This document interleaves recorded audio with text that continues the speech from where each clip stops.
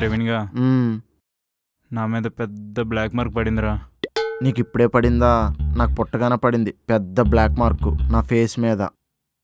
ఏహే అది కాదురా, నేను కష్టపడి ప్రెజెంటేషన్ తయారు చేస్తే అది శాండ్రాకి వెళ్ళడం, ఆ తర్వాత ప్రెజెంటేషన్ సైడ్లు చెప్పడం, ఇదంతా ఏదో కమన్ గోల్ అయిపోయిందిరా. మనమే ప్రాజెక్ట్ చేయడం, మళ్ళీ రివర్స్లో మనకే బ్లాక్ మార్క్ పడడం ఏంటి బావా? ఓ సామెత ఉందిరా, మ్మ్. పెళ్ళవ్వాలంటే పెద్దలు ఒప్పుకోవడము, జాతకాలు కలవడమో కాదు, తాళి కడితేనే కంప్లీట్ అయినట్టు. అలానే ప్రెజెంటేషన్ తయారు చేసినంత మాత్రాన కంప్లీట్ అయినట్టు కాదు, ప్రెజెంటేషన్ ఇస్తేనే అది ఫుల్ఫిల్ అయినట్టు. నన్ను అడిగితే నేను చెప్పేవాడిని కదా బావా ప్రెజెంటేషను. ఏంటి నువ్వు ఆ, ప్రెజెంటేషన్ మ్మ్. ఉన్న పలంగా ప్రెజెంటేషన్ స్పెల్లింగ్ చెప్పరా. ఆ, అంటే అది ఇప్పుడు అడిగితే ఎలా చెప్తాను? ఇప్పుడు గవర్నమెంట్ ఆఫీస్లో పనిచేసే వాళ్ళకి గవర్నమెంట్ స్పెల్లింగ్ తెలుసా? ఇది అంతే. నువ్వు ఇలా కొటేషన్ చెప్తావని నీకు ఛాన్స్ ఇవ్వలేదు. నన్ను నువ్వు చాలా తక్కువ అంచనా వేస్తున్నావు బావా. అరే నిన్ను అంచనా వేయడానికి నీకేమైనా ఉంటేనే కదరా నువ్వు డొల్లగాడివి. నీకు సామి చెప్తాను వినరా. మ్మ్. ఏమీ లేని ఆకంట ఎగిరి పడుతుందంట, అన్నీ ఉన్న ఆకంట అనికి మణిగి ఉంటుందంట. ఏ ఆకైనా నీ దగ్గరికి వచ్చాక ఎండాకే అవుద్ది బావా. రే ఏం మాట్లాడుతున్నావురా? నిజాలు మాట్లాడుతున్నా. ఏ ప్రాజెక్ట్ చేసినా మీకు మీ శైలుకే పేరు వచ్చేది, మాకేం ఉండదు. ఏంట్రా జలస్ ఫీల్ అవుతున్నావు? జలస్ కాదు బావా, కడుపు మంట.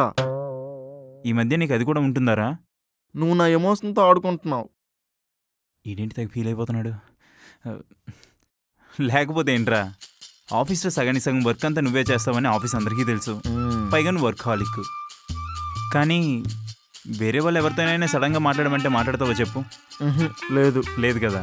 ఇంత ఇంట్రోవర్ట్ గడ అయితే ఎలారా?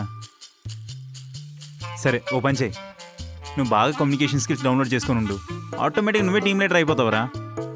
ఇలాగే మోటివేషన్ ఇవ్వు బావా. టీమ్ లీడర్ ఏం కర్మ, ఏకంగా మేనేజర్ అయిపోతా. ఆల్ ద బెస్ట్ రా. థ్యాంక్ యూ బావా. ఫ్రెండ్ అంటే నీలాగా ఉండాలి. మ్మ్. మేనేజర్ కాదు, నీ చెప్పి బియ్యం అయిపోతా. సర్లే ఆ ప్రిపరేషన్లో ఉండు. ఈరోజు ఇంటర్వ్యూకి వచ్చిన వాళ్ళని ఒకసారి పంపియండి. Okay ma'am. May I come in madam? Yes, SIT.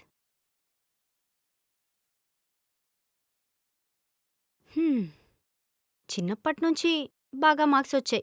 Good good. ఏంటి ఫేక్ సర్టిఫికెట్స్ పెట్టావా? అది ma'am. You can leave now. Ma'am ఒక్కసారి వినండి మ్యామ్. సాఫ్ట్వేర్ కంపెనీస్కి ఏమో ఎక్స్పీరియన్స్ పీపుల్ని కావాలంటున్నారు. మాలాంటి ఫ్రెషర్స్కి జాబ్ వస్తేనే ఎక్స్పీరియన్స్ వస్తుంది. ఈ ఎక్స్పీరియన్స్ పెట్టడానికి చాలా మనీ స్పెండ్ చేశాను మ్యామ్. ఒక్క ఛాన్స్ ఇవ్వండి మ్యామ్. మనీ స్పెండ్ చేసావా? సరే, కోడింగ్ వచ్చా? ఏదైనా ప్రాజెక్ట్స్ చేసావా? మనీ స్పెండ్ చేసా అన్నావు, ఏం నేర్చుకున్నావు మరి? నేను నాన్ ఐటీ బ్రాంచ్, పైగా కోడింగ్ నాలెడ్జ్ అస్సలు లేదు. కాలేజ్లో కూడా అంతంత మాత్రం నేర్చుకున్నాను. బయటేమో స్కిల్స్ నేర్చుకుందామని చూస్తే వాళ్ళేమో బ్యాక్గ్రౌండ్ ఫేక్ పెట్టి వెళ్ళమని అంటున్నారు. అందుకే ఇలా ఫేక్ పెట్టి వచ్చాను మేడం. బేసిక్ కోడింగ్ కూడా రాకుండా ఫేక్ ఎక్స్పీరియన్స్ పెట్టుకుంటే నీ కెరియర్కి ప్రాబ్లం వస్తుంది. అట్లీస్ట్ ప్రాజెక్ట్ చేసావా అంటే అదీ లేదు.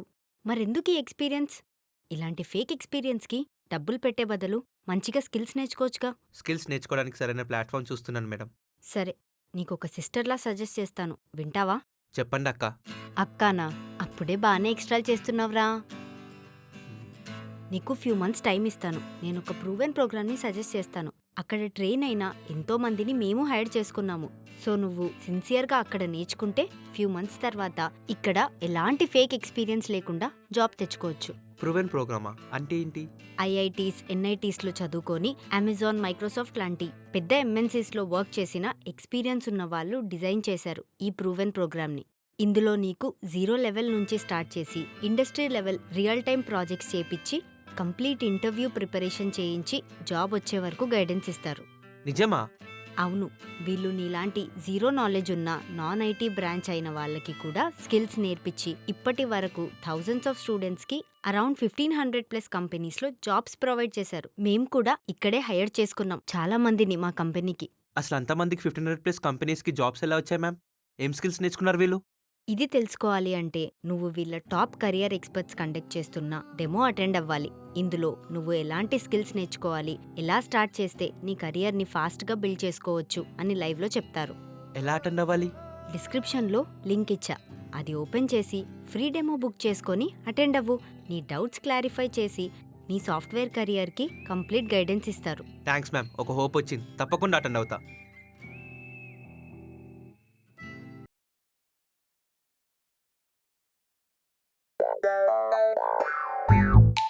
ఎందుకే వెళ్ళిపోతున్నావు?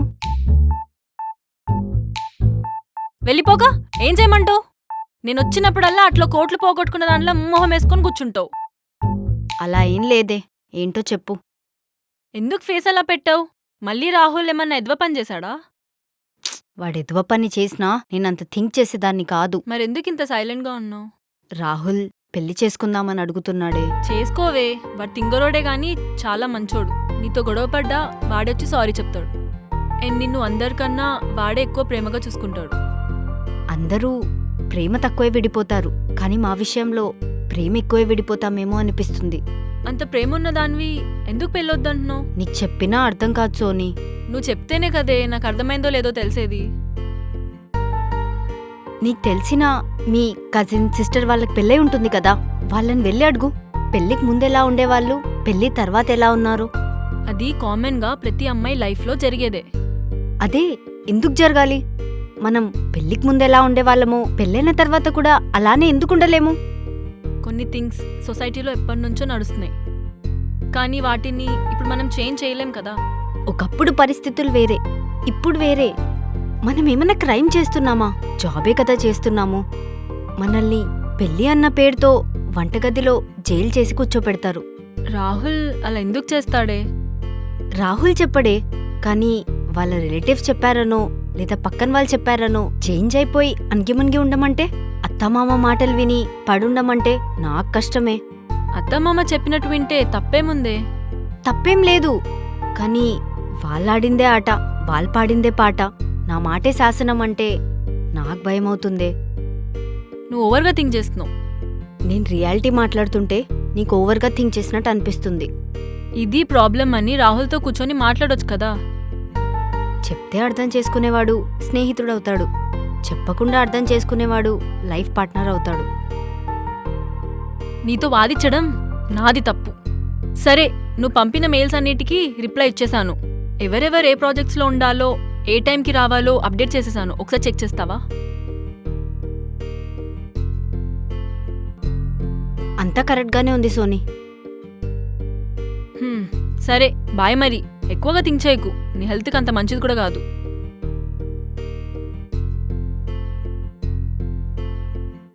మామ ప్రౌడ్ సే బోలో ఐ యామ్ సింగిల్, ఛాన్సే దొరికిన అవకు మింగిల్.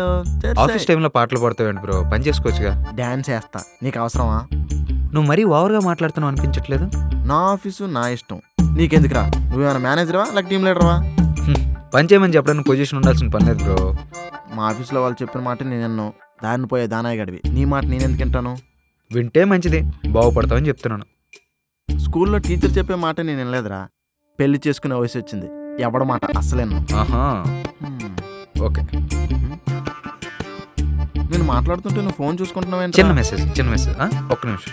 మెసేజ్ పెట్టుకో, పర్లేదు.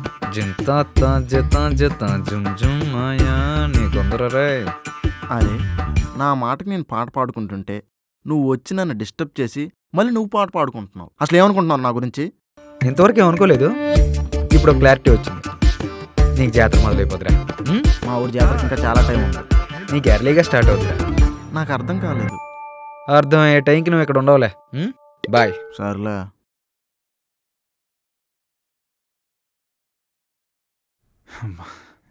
ఏదేమైనా మేనేజర్ సీట్ భలే ఉంటుంది. యూసాను రా, గెట్ అవుట్. నేను మేనేజర్ అయ్యి ఉంటే అలా ఉండేది. ఇప్పుడు వాళ్ళకి కింద పని చేయాల్సి వస్తుంది. ఇది ఇంకా రాలేదు.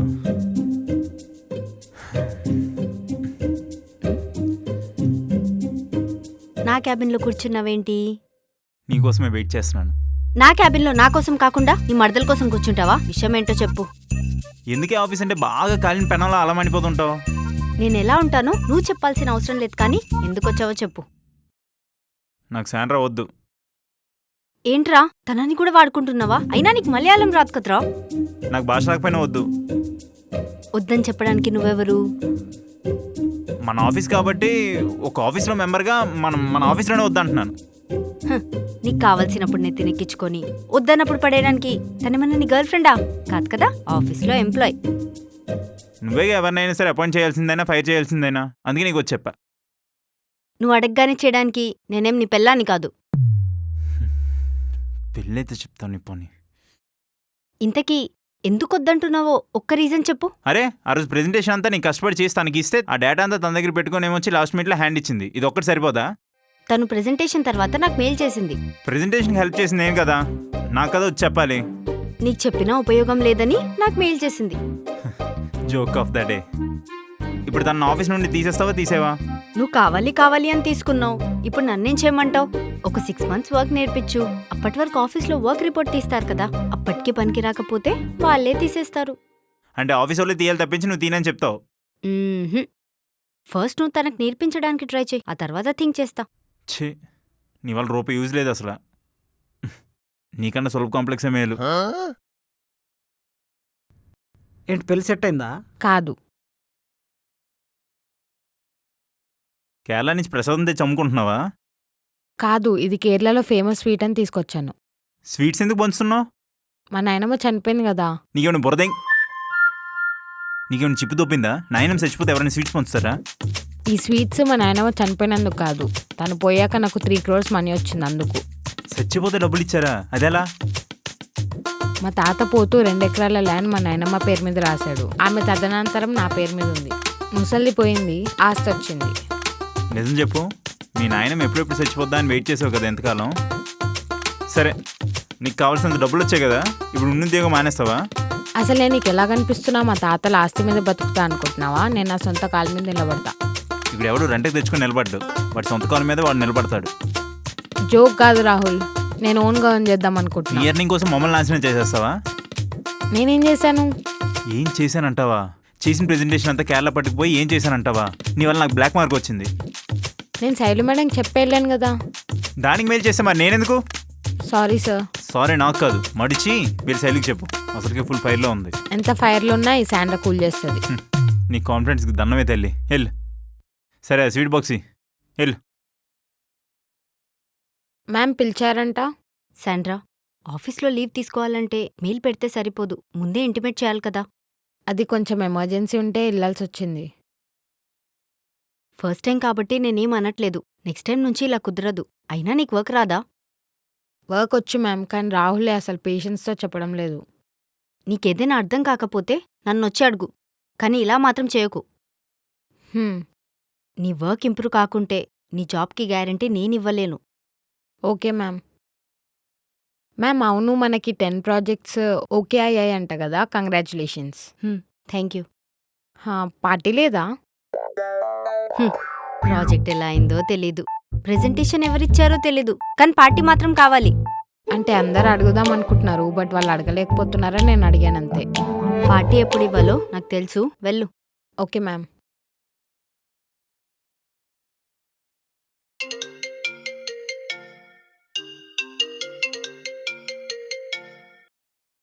హలో, మేడం చెప్పండి.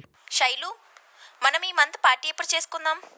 అది మొన్న మీరు కోపంగా వెళ్ళిపోయారు కదా, లాస్ట్ మినిట్లో ప్రెజెంటేషన్ ఇచ్చామని, అందుకే ఎవ్వరికి ఏమి ఇన్ఫార్మ్ చేయలేదు.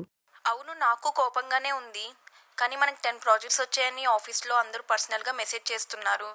సో మనం పార్టీ చేసుకుందాం. సరే మేడం, నేను అందరికీ ఇన్ఫార్మ్ చేస్తాను. ఓకే, నువ్వు అందరికి మెయిల్స్ పంపించు, నేను నీకు డేట్ అప్డేట్ చేస్తాను. Okay okay sure madam. సరే అయితే బాయ్.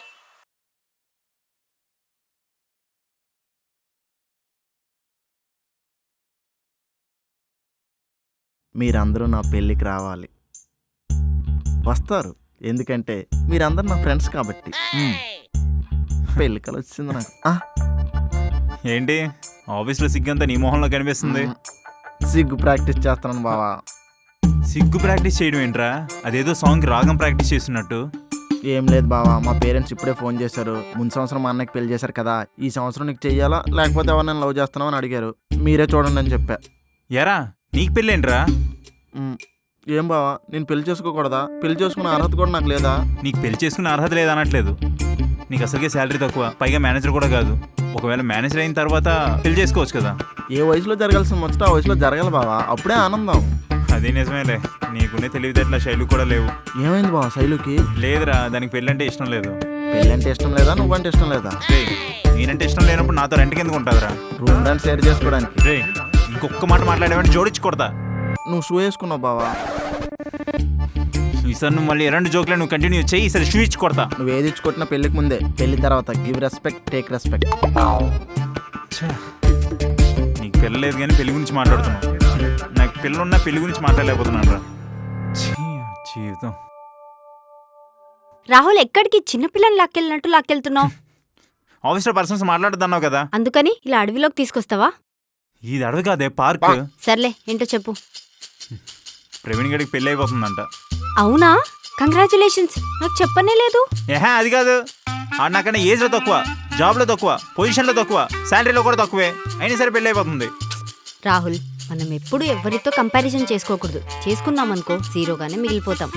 ఏదో ఒక కార్యం అయ్యాక జీరోగా మిగిలినా కూడా ఒక అర్థం ఉంటుంది. అసలు ఏం కాకుండా జీరోగా మిగిలితేనే గెలిచి ఉంటుంది తెలుసా. ఇప్పుడు నువ్వు జీరో నుంచి హీరో అవ్వాలంటే ఏం చేయాలి? ఇప్పుడు జీరో నుంచి హీరో కావాలంటే లైఫ్లో ఏదో ఒక మిరాకిల్ జరగాల్సిన అవసరం లేదు. ఏ వయసులో అవ్వాల్సిన ముచ్చట్లు ఆ వయసులో అయితే సరిపోతుంది కదా. ఏంటో స్ట్రైట్గా చెప్తావా? మొన్న చెప్పాను కదా మనం పెళ్లి చేసుకుందామని. రాహుల్, నీకు ముందే చెప్పా ఇప్పుడు పెళ్ళుద్దశాలు ఏం లేవని. అదేంటి శైలు, అసలు రీజన్ ఏంటో ఒకసారి చెప్పు. మాట్లాడు శైలు. ఉండు, ఇలానే సైలెంట్గా ఉండు. నేను నీతో విడిపోలేను. మా పేరెంట్స్ హ్యాపీనెస్ కోసం నేను వేరే అమ్మాయిని పెళ్లి చేసుకునే లేను. మాదొక సాధారణమైన మిడిల్ క్లాస్ ఫ్యామిలీ శైలు. నేను పెళ్లి చేసుకోవాలని, నా పిల్లలతో వాళ్ళు ఆడుకోవాలని చిన్న చిన్న కోరికలు ఉంటాయి శైలు వాళ్ళకి. ఆ ఆశలు కూడా తీర్చకపోతే ఇంకెందుకు శైలు నేను. ప్లీజ్ శైలు అర్థం చేసుకో. ఉండు, ఇలానే సైలెంట్గా ఉండు. ఏదో రోజు నీ లైఫ్లో నుంచి నేను వెళ్ళిపోతా, అప్పుడు తెలుస్తుంది.